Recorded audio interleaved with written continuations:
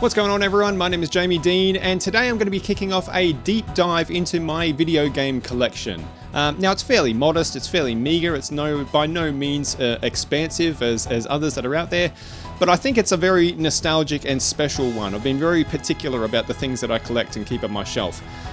So I thought we're going to go through it piece by piece, console by console, and just speak to some of the memories that I have about the games that I've got on my shelf, why they're there, the nostalgic attachment that I have, memories that are associated with them, that sort of thing. So today we're starting off with probably arguably my favorite console of all time, certainly the one that's the most special to me, and that's the Nintendo 64.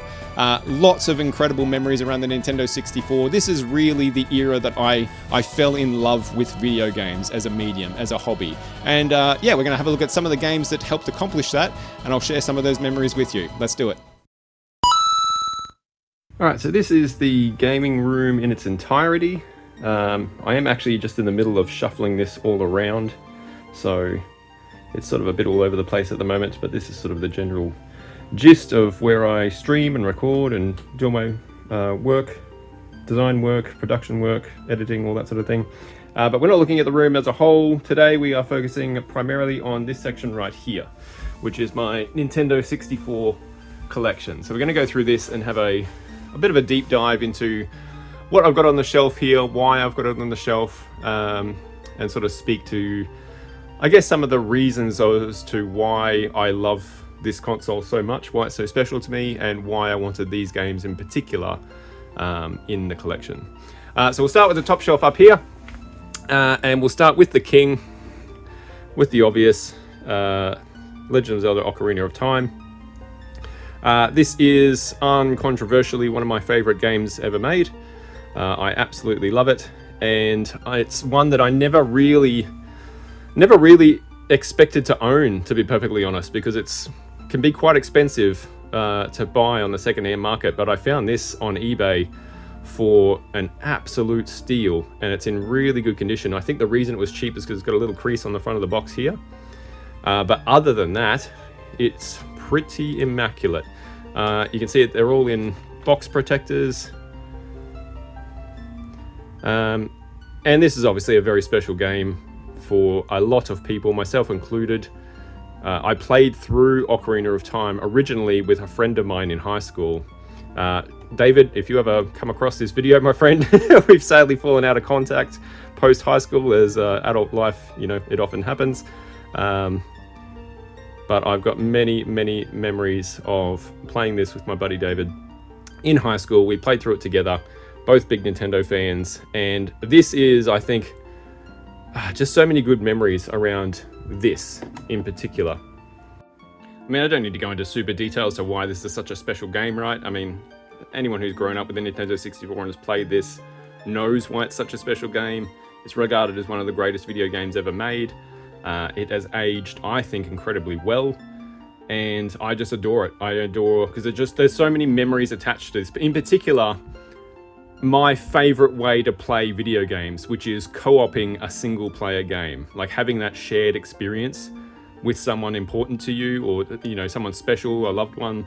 I just think is such a great way to engage in the hobby and engage in the medium, and this really represents that for me because of that shared experience I had that I don't think would have been as good had I played it solo.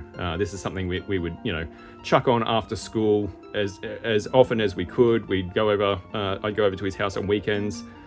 He'd come over to my place on weekends, and we'd keep playing through it. And it was just a fantastic time and a fantastic experience. So wonderful game. Had to be in the collection. No, I mean, that's like a given, right? In a Nintendo 64 collection, like it's not really complete without Ocarina of Time. Another really special one to me, Mario Kart 64.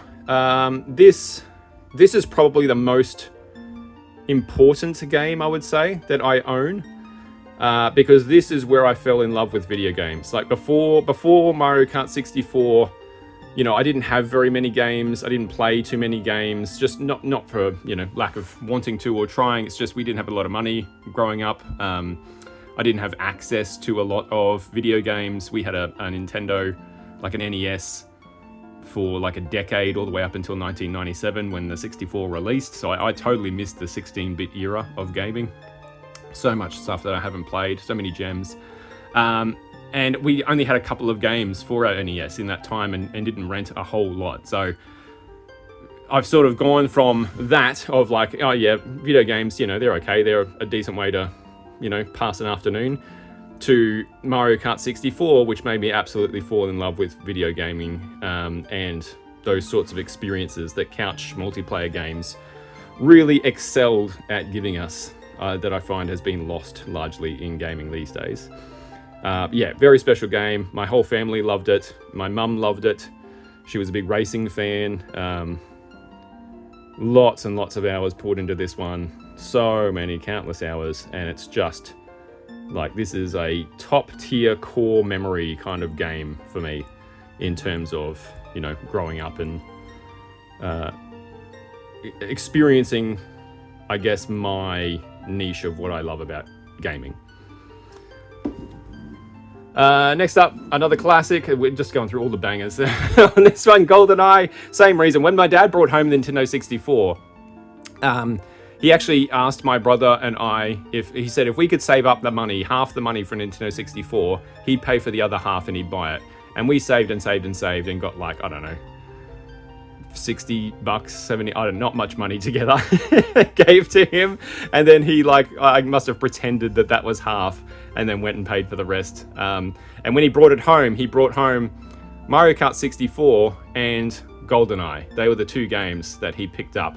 And I had no interest in GoldenEye whatsoever. My only experience with first-person shooters up to this point was Doom and Doom 2, or Doom 2 primarily. And I wasn't the biggest fan back then of Doom. I love it now, but back then, first-person shooters just weren't my thing. And so I took one look at this and went, nah, and just poured myself into Mario Kart. But I think I was homesick one day, and I decided to try this out, and yeah, fell in love immediately. And obviously, 4-player GoldenEye is just one of those experiences that, if you know, you know, right? If you were there and you experienced it, it's just one of those, again, core memories for gaming, 4-player GoldenEye nights. And I love it. I absolutely adore it. Another one of my absolute favorite games of all time, as a lot of games on the Nintendo 64 are. I think because they were in that era, right, of discovering a love of gaming. So it's going to be obvious that a lot of these are very near and dear to me, and I hold them in such high regard. Here's another one, Perfect Dark. Incredible game again, for all the same reasons as GoldenEye. This was like GoldenEye dialed up to 11. I love GoldenEye. I think nostalgically, GoldenEye is probably my favorite of the two.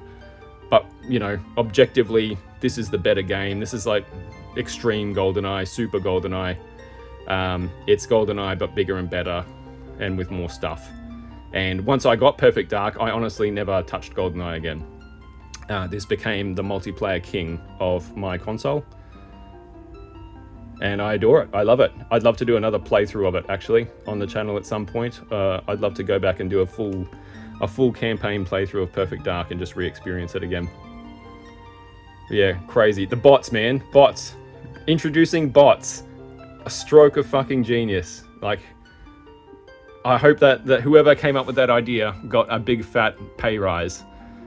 Because being able to experience, 12-player multiplayer on a console was just fucking crazy. On one console was insanity at the time. But also being able to have the multiplayer experience on your own was also fantastic. So yeah, love it. Really, really love Perfect Dark. Alright, Pokémon Snap. Man, this is one of my most nostalgic games. Like, in terms of like memories and the memories I have around it, Pokémon Snap, I'm looking across my game shelf. I don't know that there's another game that evokes such a high feeling of nostalgia as Pokémon Snap does. I never owned it. This is my friend David again, who I played with all the time, who had the Nintendo 64 as well. We used to rent this out whenever we'd have a sleepover, if it was available, and just had a laugh with it. Just had such a good time. Both huge Pokemon fans. Seeing Pokemon in 3D for the very first time ever was incredible, and that's a hard thing to describe if you weren't there in the midst of Pokemania in the late 90s. Just getting a look at these critters and getting a look at them in like their natural environment sort of thing. Like the way that they did a rail shooter with this game was such a clever idea, and not just the standard formula rinsed and repeated again. I love this game. I revisited this last year and had just as much fun. And I am gutted, absolutely gutted, that new Pokemon Snap wasn't just this but prettier graphics. Like it was so easy to make a fucking slam dunk, and they just missed the mark, and that makes me really sad. But luckily I'll always have the original. This is also another one that I never thought I'd own, because again, this can get really pricey boxed, and I got this one again for a stupidly cheap amount of money because it had quite a bit of tape all over it. But I got the blow dryer out, managed to get all the tape off, cleaned it up, gave it a bit of a press under the iron to clean the box up, and it's come up really, really well. You can see some of the tape residue on this side here, but far out. I did not pay much money for this at all. Like, we're talking 2 figures, and I'm trying to remember. It might have been $60 boxed, something like that, Australian. Like, just crazy money. So yeah, got away with a bargain on that one. I'm really, really happy because, yeah, like I said, it was like a bit of a grail game that I never thought I'd ever own because of how silly the prices on that one get. Right, going up behind, we have more core memory classics. Wave Race 64, another one of the earliest games that I had for my Nintendo 64 back in the day. Fucking love this game. My favorite, I mean, Mario Kart accepted. If you don't count Mario Kart, this is my favorite arcade racer probably ever. Yeah, just such a clever take on the formula where you have to navigate the track more so than the other races, and having to like navigate losing traction as you go around the course, going over the waves, and having to manage that was just super fun. And it was just such an upbeat, joyful game. Like this gives me such happy vibes, Wave Race 64. The music, the colors, like some of these screenshots on the back here. It looked fantastic at the time. Like the graphics were insane. The water in particular was crazy back in the day when this was released. Yeah, just a great, fun, joyful experience. Just a wonderful, wonderful video game. I adore it. It's one of my favorite ones on the system. Many fun hours spent after you, like that was a good example of like, when you play a game to death and you exhaust the content, and then you have to start coming up with your own ways to have fun with the games you've got. Like we would do all sorts of crazy shit with Wave Race, like trying, stunts and tricks and going backwards around the courses and all sorts of weird shit, just to amuse ourselves, just because we love the game so much. Speaking of loving the game so much, here's another one, Snowboard Kids, another one of my favorites on the console. A real unsung classic, I think. I think this is such a fun arcade racer. It's very light on content. I think that's probably what hurt it the most compared to Mario Kart. Like nothing was going to beat Mario Kart, especially for me on the console. I never owned this. My friend Gary, my good buddy Gary, who lived around the corner, who we're still, I met Gary in kindergarten, and we're still very, very dear friends today. He owned this, and yeah, we just play it whenever we got the chance. When I go around to his house, just up the road, and it was just great. If you've never played Snowboard Kids, I don't know how you would these days. I guess you could try and emulate it or something like that. It's not the easiest thing to find a hard physical copy of. But just again, the color, it's just joy. It's just joy in a cartridge. It's such a beautiful, upbeat, joyful video game that just understands that it's a fun video game. Back in the day when video games were just that, just fun video games. And this is probably one of the best condition games in my collection. It's hard to see, I guess, in the box protector, but this is fucking crisp. It is so clean. It looks like it's literally just come off the shelf of a store. And I was like, this has got to be like a repro box or something, surely. But no, genuine box, just kept absolutely immaculately. So I got, again, very, very lucky with that one. Patience, people, is the tip, all right? If you're starting up a video game collection, just be patient. The bargains will appear if you're patient. All right, let's keep the S tier train going with Lilac Wars.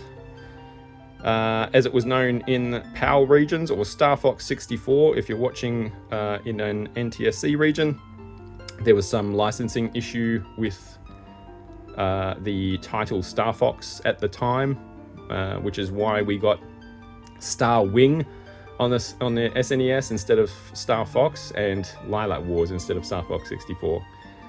But this is complete in box. It's got the Rumble Pack, manual. All of these are complete in box, by the way. I didn't say that, but they've all got manuals, everything. I'm very much if you're going to buy boxed stuff, I think, I want to go for, because it's the manuals that for me are the big nostalgic part of this hobby. Like, because it's just a lost thing. Like, we just don't get manuals anymore. So having the manuals is really important to me. I love flipping through them and having the memories. And Lilac Wars has a good one. But yeah, man, real sleepover king. This is another one I wasn't sure I was ever going to own, because again, boxed. It's got the weird big chunky box that's difficult to find. Really difficult to find an insert for it as well. I got a custom one made for this one. You can see it's got a tear on the front here. Which is why I managed to get it cheap, but I'm by no means a mint in box collector. I've said it before, I like a bit of love on my game boxes, because it's just all part of the nostalgia for me. My game boxes back in the day did not look perfect at all, I can assure you. So I like having a little, it just helps to tell a story, I think, having some dents and scratches and tears and things on the box just gives it a little bit of character and makes it look like it was from, it's an old, loved product. This was another sleepover king for us. Like, 4-player Lilac Wars was so much fun. Absolutely cracking campaign. Really fun single-player game. This was just a win on all fronts, really. It wasn't that much fun 2 or 3-player, I didn't think. You really needed all 4 for a good multiplayer time.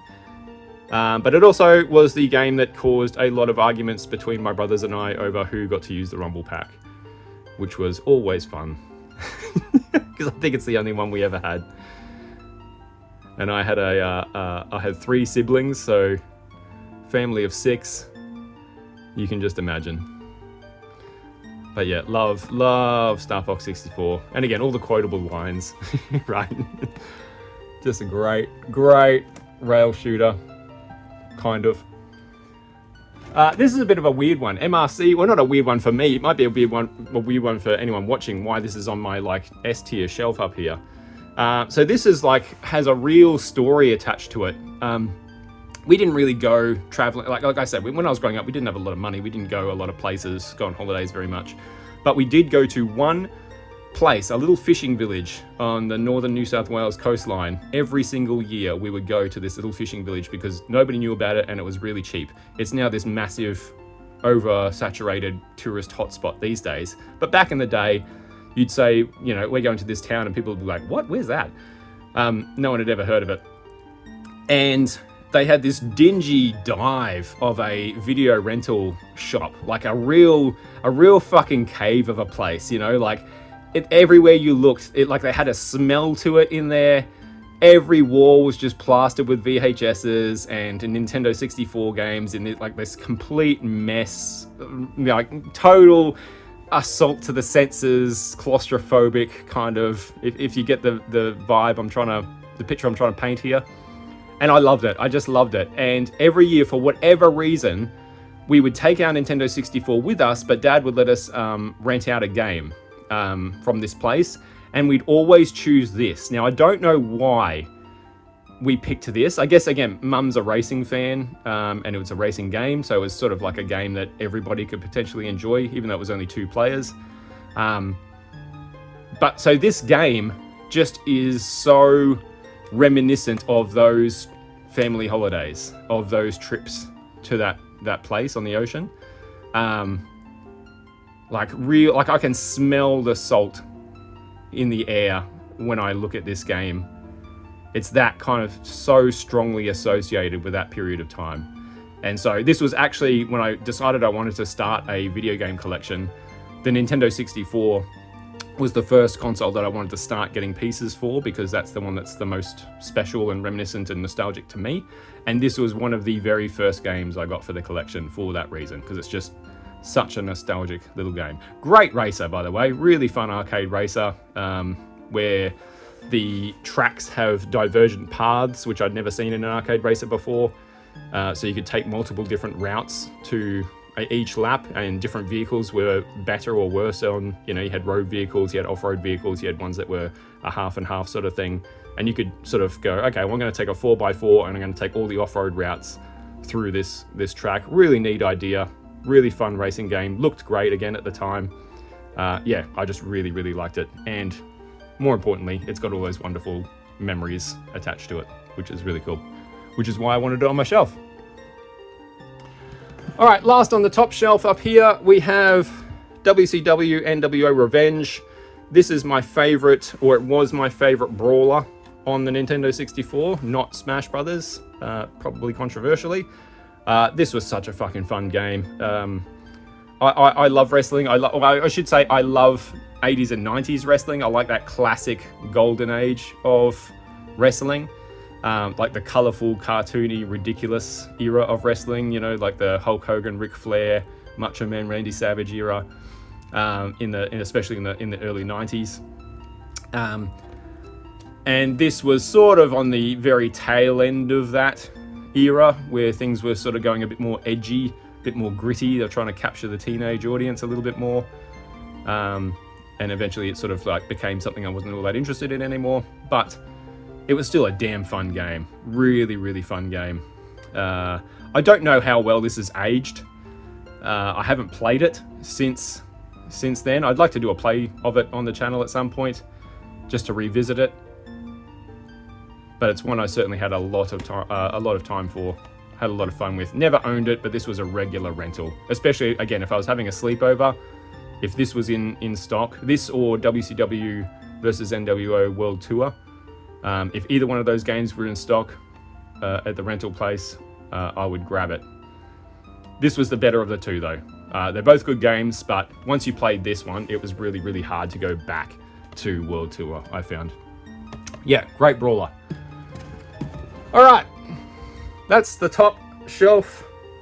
Most of my favorites. So then we come down to the rest of the Nintendo 64 collection. I've got lots of favorites in here as well. They just all can't fit on display. These are the ones I wanted to have.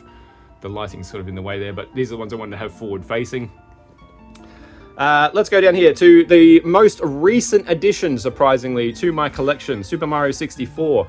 Believe it or not, I had never really played Super Mario 64. Despite being a massive Nintendo 64 fanboy, I had never played either of its two launch titles, this or Pilot Wing 64. I played Pilot Wing 64 for the first time quite recently, really enjoyed it, had a good time. And I played this last year, briefly, for the very first time ever. Now, I did not expect to like this. I don't like Mario games, shock horror. I don't like 3D platformers, so I thought my chances of liking a Super Mario 3D platformer are basically next to zero. I played it essentially on stream, on my on the old group channel I was part of, side-scrolling. Essentially so people would just have a giggle at me, have a cheap laugh at my expense as I faffed around getting angry at this game that I didn't expect to like. But I came away from that playthrough going, man, that's a really fun game. I really liked it.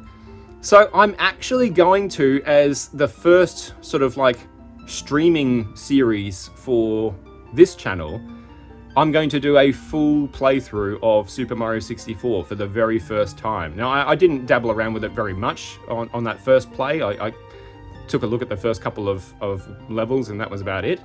But yeah, I liked it enough that I was like, you know what? I think I want to play through and try and finish the game and experience more of it and see all of what it has to offer.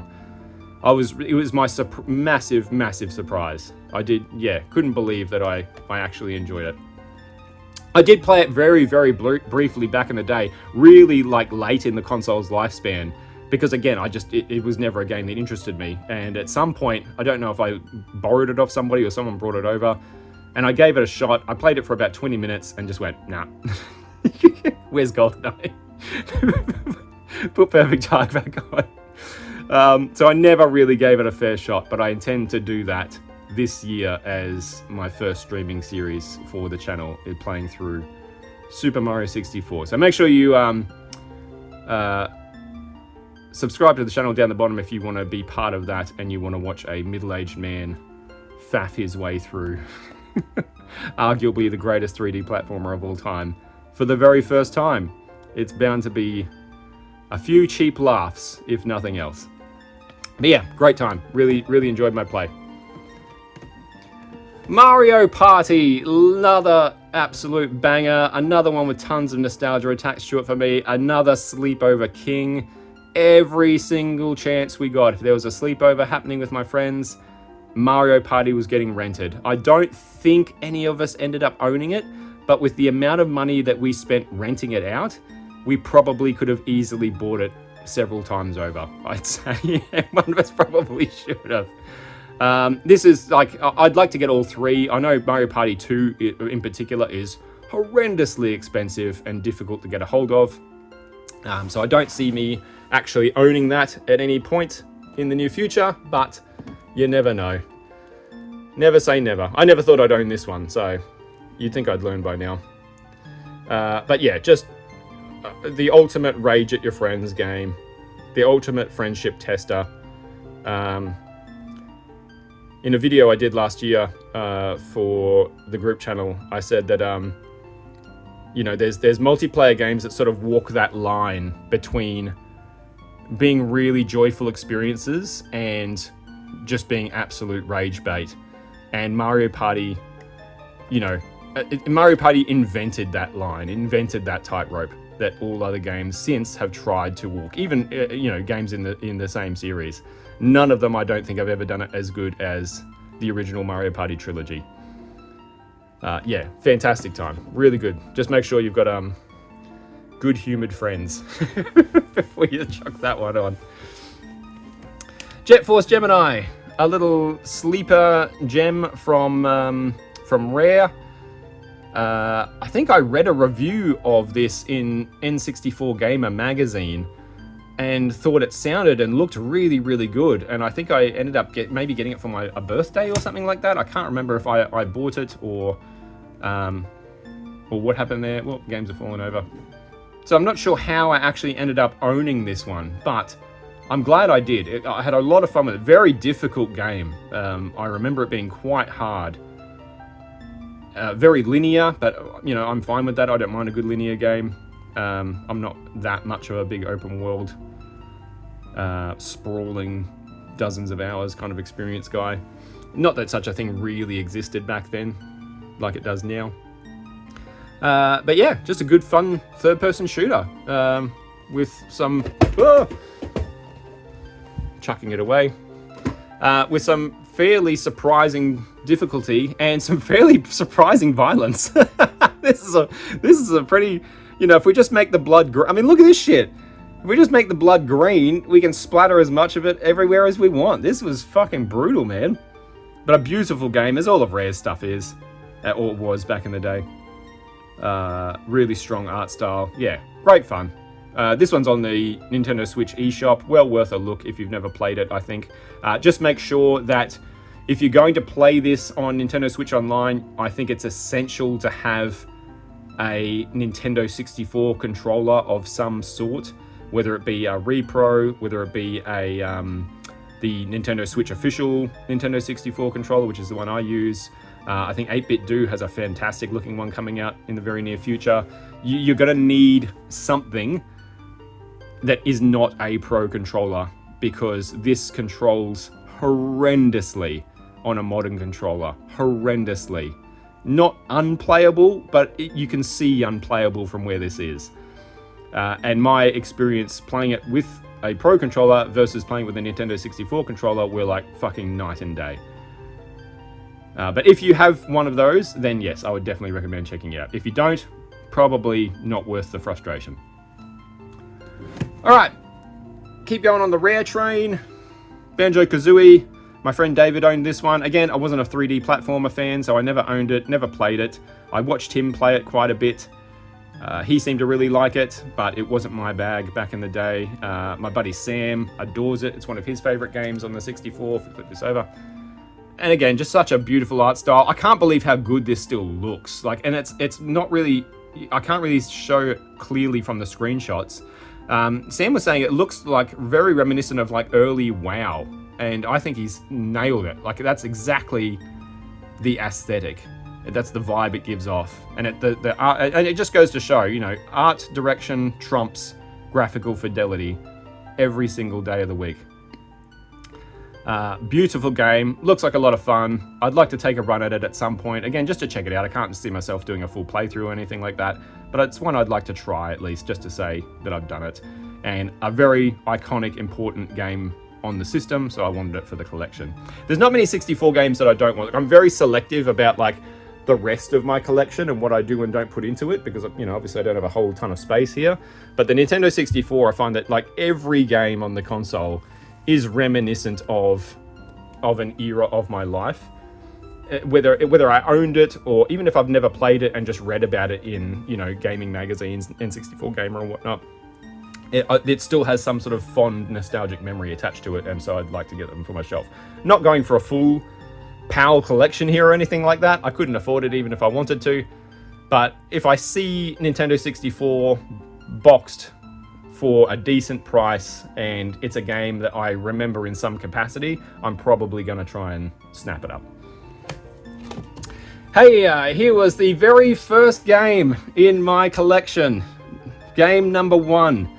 F1 World Grand Prix. It was a game that we owned back in the day. It was a cheap game to own back then. It's stupidly cheap now. I think I got this for like, I don't know, less than 30 bucks, maybe 30 bucks boxed, fully complete. I mean, I'm going to take that all day long. Fun game. It was a sim, not an arcade racer, and so I didn't have as good a time with it as I did with, you know, games like MRC or Snowboard Kids or Wave Race or Mario Kart or anything like that. But still poured a lot of time, because this was, again, one of the first games I think we had for our Nintendo 64 back then. And so, you know, when you don't have much, you make the best of what you got. And so we poured a lot of hours into F1 World Grand Prix, trying to figure out how exactly to drive in a more sim-style racing game. I'm not an F1 fan. I'm not a big racing fan in real life, but I do enjoy racing games. And yeah, this was a really good one. Really, really fun. Again, probably not one anybody else is going to care about, but it's got a very deep nostalgic connection for me. All right, let's have a look at the back row here. Where are we going to start? Let's start over here. Extreme G. So this is the poor man's F-Zero X. Still a fun game. Not as good as F-Zero X. Not as interesting to look at visually. But still a fun if you like a really... You know, if you like Wipeout, if you like F-Zero, you will probably like Extreme G as well. It's motorbikes instead of hover cars, and you can get weapons. And that's about the long and short of it. Got a sequel. So it must have been well loved enough to get a sequel, which is one of the most expensive and rarest games to come across boxed on the Nintendo 64 these days. It's one I will never ever own. I don't think I ever even played the sequel, to be honest. And I never owned this one, but I did rent it out every now and then if F-Zero wasn't in the shop. It was still a fun time. The weapons gave it a little bit of something extra that F-Zero didn't have. A fun game for... you know, if you like that high velocity, high speed arcade racing. Here's Pilot Wings 64, the other launch game. So I did want to get both launch games for the console in the collection. Only played this very recently for the very first time. Had a really good time with it. Wasn't interested in this at all back in the day. Like, it just held no appeal to me at all. I didn't even really understand what it was. Like, I didn't really get what you were trying to like do. Like, you know, what, like, is it a flying sim? Is it I never really understood what the game was. But now that I've played it, I really enjoyed it. I had a really fun time. I regret not playing it back in the day. It was surprisingly good. And it's made me want to go back and also play the original Pilot Wings on the SNES, which I've also never played. So there we go. Oh, these are going to be tricky to... You know what? I'll just put it down here, because they're going to be tricky to put back in the shelf. Here's a weird one. Tetrasphere. So Tetris, but a sphere. I don't like Tetris. But this was interesting. It was just a weird, quirky game. We've never seen its like, really, since this came out. I just came across this for, again, a fairly decent price, and I grabbed it because it's just another one for the collection. I remember being all over gaming magazines for a little while there. Like, they were really pushing this thing in the advertising. But yeah, interesting game. Not sure how I'd revisit it again. You probably have to emulate it or something like that. Might be interesting to take a look at, but just another quirky one. I think because it's so unique. That's why I wanted it for the collection. It's just, again, there's nothing really like Tetrasphere. All right. 1080 Snowboarding, the game that everybody except me seems to love. I don't love this game. I don't get it, dudes.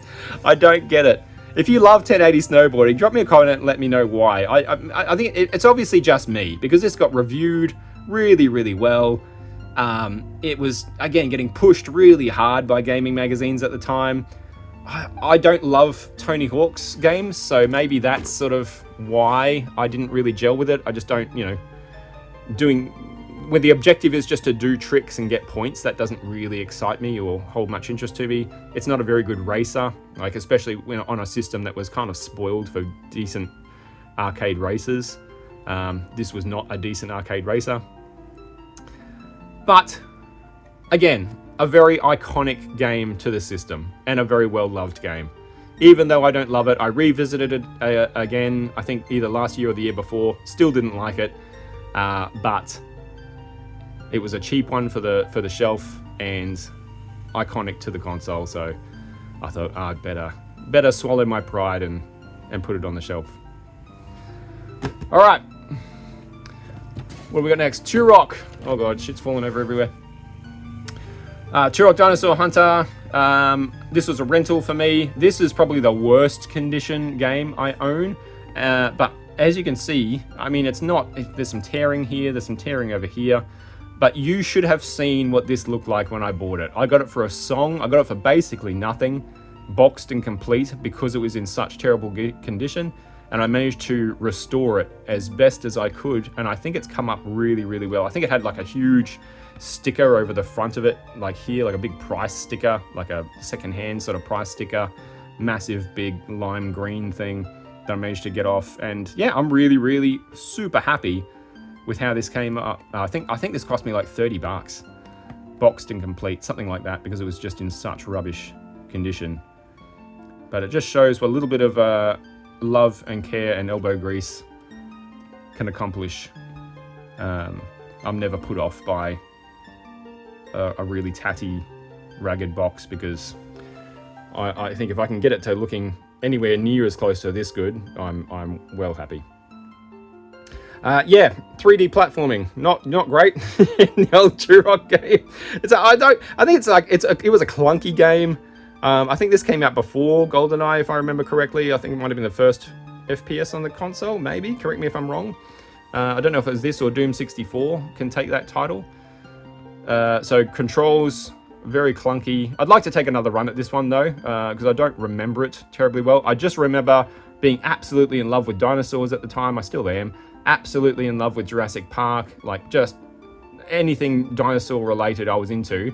Getting this game, going, fuck yeah, look at that cover art. Are you kidding me? What fucking teenage boy would not want to play that back in the 90s? That's crazy. Grabbed it, chucked it in, and it ended up being like almost nothing, like you're fighting aliens and robots and shit. I just remember being so disappointed.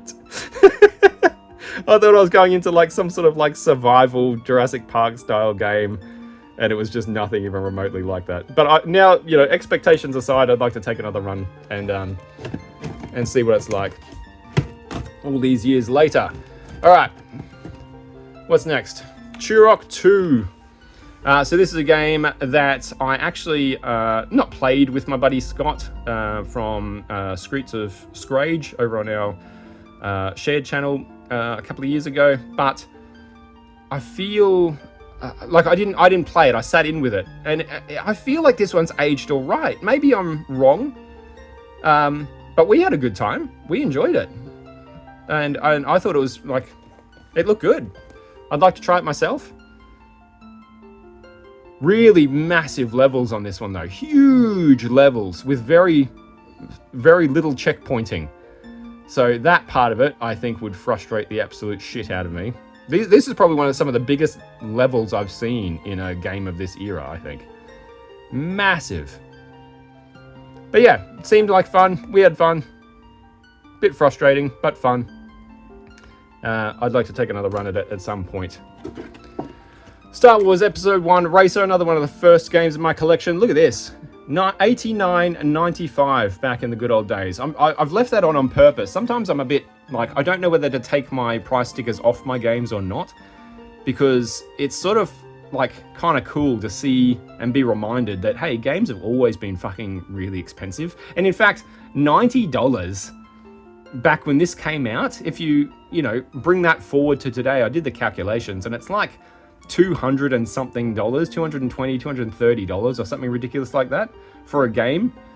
So, we toss around a lot that games are getting more expensive. They're really not. They were horrifically expensive back in the day. I've got a copy of Double Dragon here somewhere that was also $90 in 1987. Like, and that's insanity, right? Crazy town.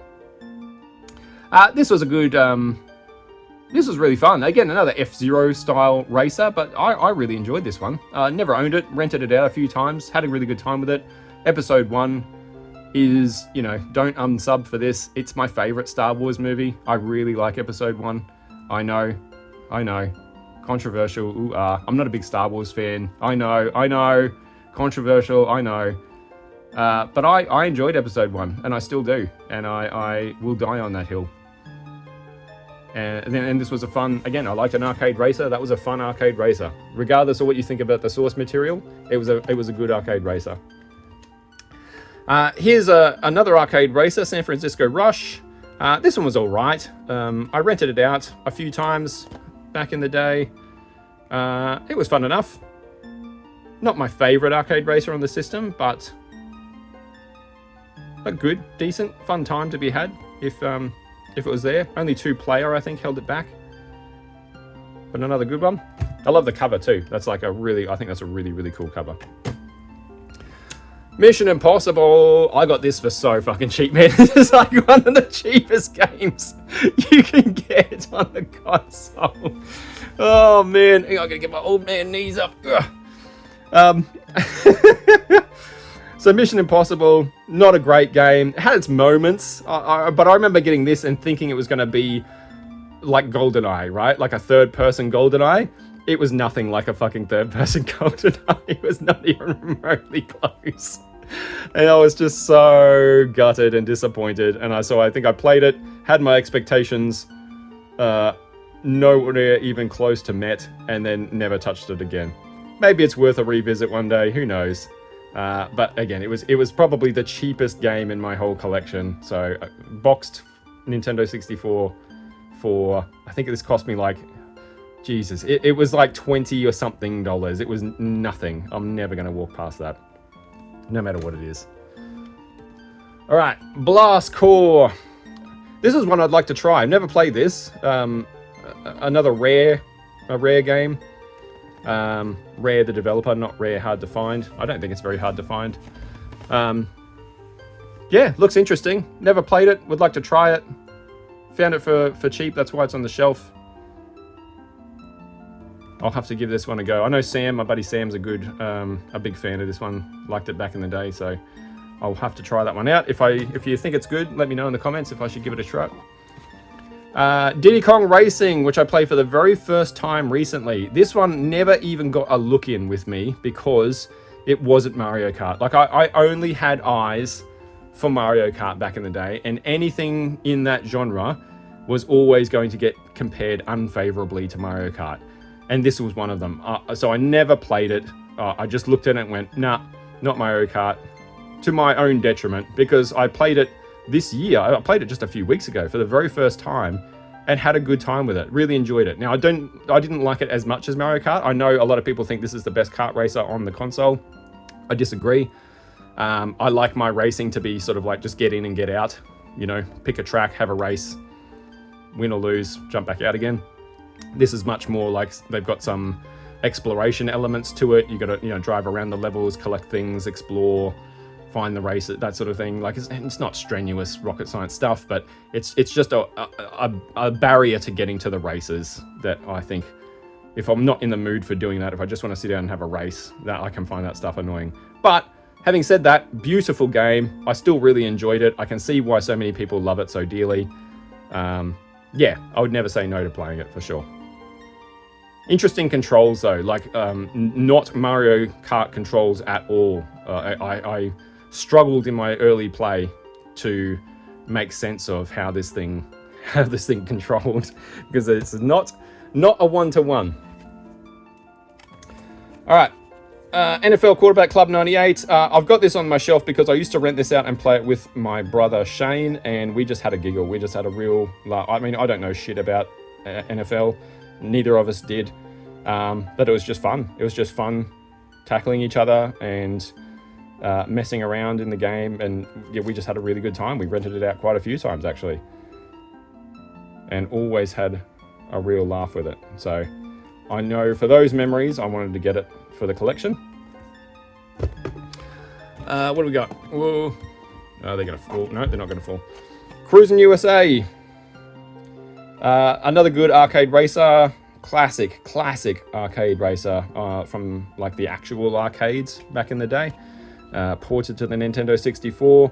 I had a really good time with this one. I really enjoyed it. This was a regular rental for me. Like, it looked pretty good for the time. It controlled really well.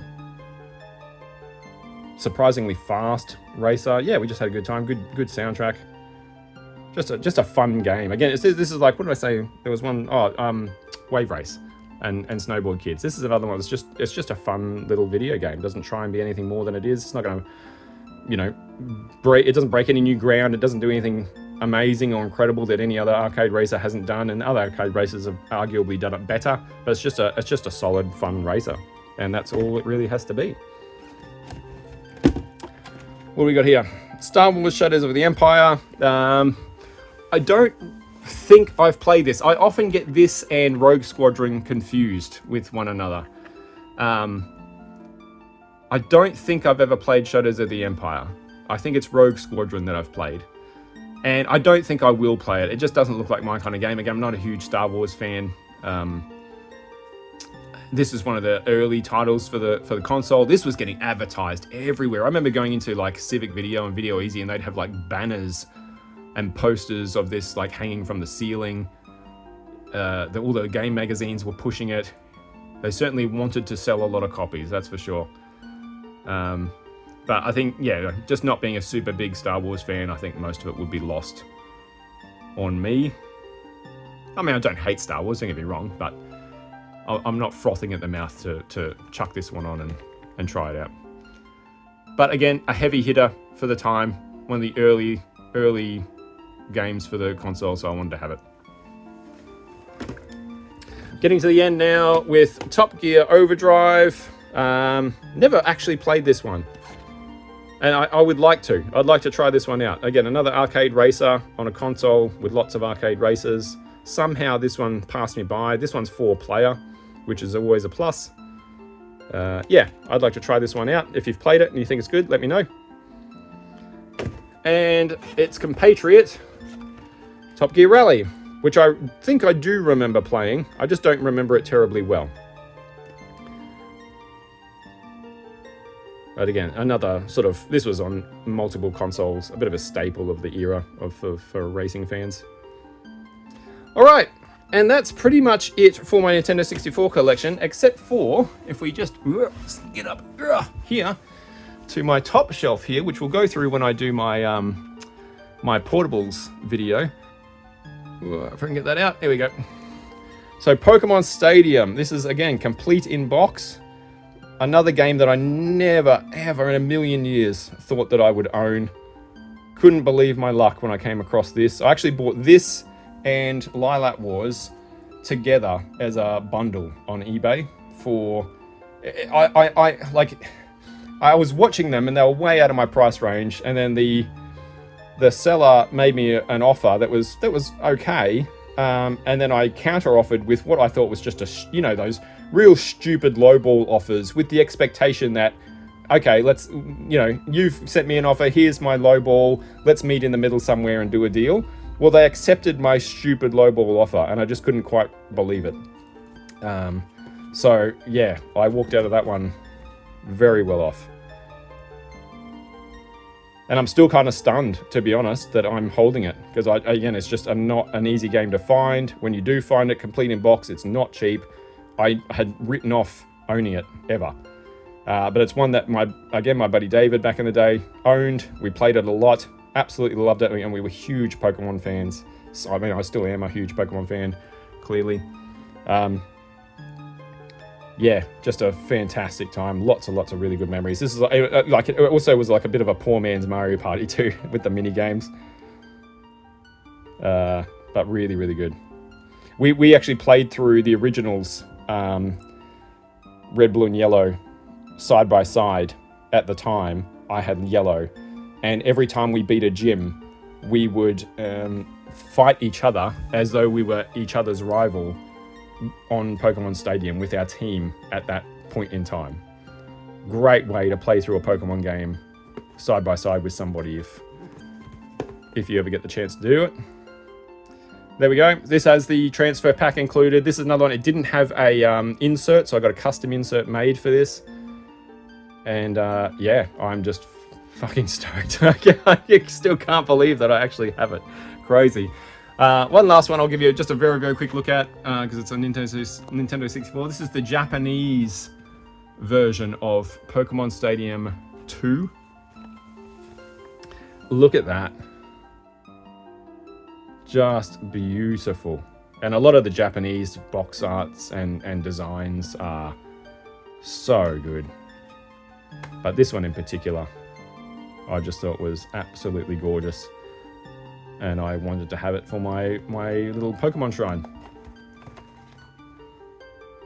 There you go. I've got another Japanese game. You can kind of see it poking up over there. Another sort of Japanese copy of Mario Party back there. I'm just going to edit this in here quickly because I stupidly forgot not just the most important thing in my Nintendo 64 collection, but probably the most important thing in my entire game collection. So this is a framed copy of The Legend of Zelda Ocarina of Time. This is my original Ocarina of Time cartridge that I owned back in 1998, 1999. And it's the only Nintendo 64 game that I held on to from back in the day. It's the only one. And for the longest time, I just had it sitting on a shelf behind me, just collecting dust. And my friend Scott, my dear friend Scott from Streets of Scrage, make sure you go and check out his channel, sub. He does a lot of in-depth game collecting, has a wealth of retro game knowledge that is quite impressive. But he made this for me. Scott and I have been dear, dear friends for a very, very long time. And he made this beautiful frame because he got so sick of looking at the most prized possession I have in my collection, just sort of like sitting there discarded on a shelf. And so he sent this to me completely out of the blue by surprise. And I got the biggest shock and was just kind of speechless when I opened the box.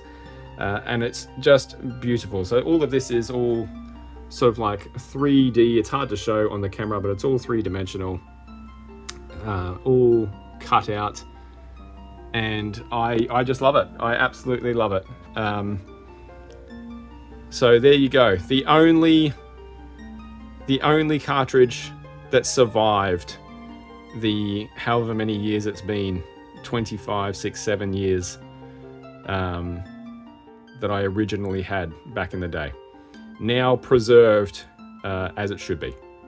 But that is it. I mean, most of it's on the floor now, but that's my Nintendo 64 collection. And like I said, it's the console that I am the most fond of. I have the most memories around. It's where I fell in love with video games and video gaming as a hobby, as a source of connection, as seeing what video games can be. All of that sort of wonderful stuff, that all came from the Nintendo 64 for me. Even though I've been playing video games since the Atari 2600 was my very first console, this for me is where it all really kicked off and became, you know, led to this. Anyway, guys, what is your favorite game on the Nintendo 64? Did you have one back in the day? Did you know somebody who had one? Do you have good memories around playing it? If you did, drop down and give me a comment below and let me know what your favorite game was and some of the memories you have from playing them. If you enjoyed the video, if you enjoyed hanging out, make sure you give the video a like, subscribe if you want to see more of this sort of stuff. But otherwise, my name's been Jamie Dean, and I'll see you very, very soon. Thanks for watching. Take it easy.